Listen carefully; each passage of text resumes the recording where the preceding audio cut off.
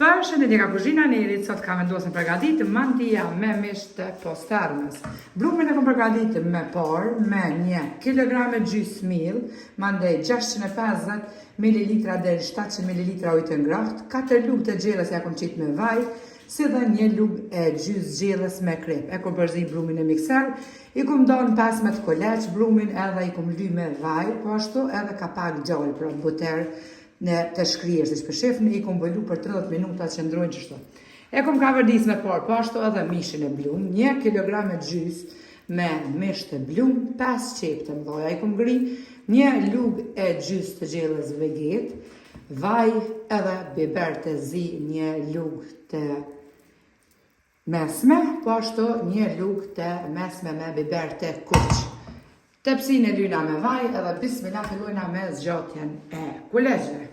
Tashti pra bojna edhe zgjatjen e kulegjve pasi që kanë pushuar, pra të lyer me vaj edhe me buter. I zgjasim, i prejna edhe në formë katrore pra.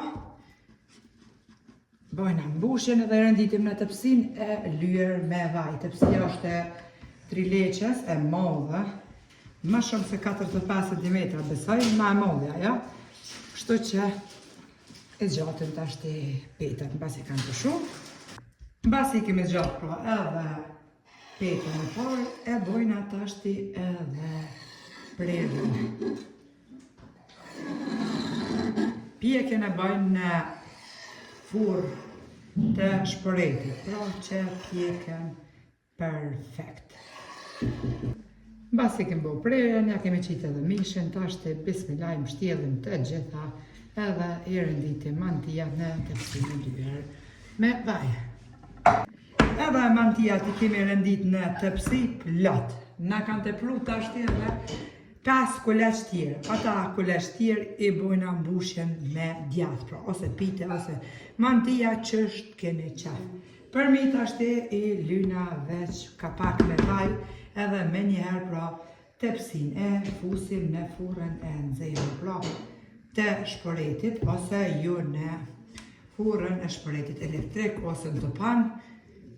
Tashti në topan 250 gradë ose 230, 220-230 po ashtu në furrën e shpëretit edhe pra i fusim tepsin tashti në furrën e shpëretit druve.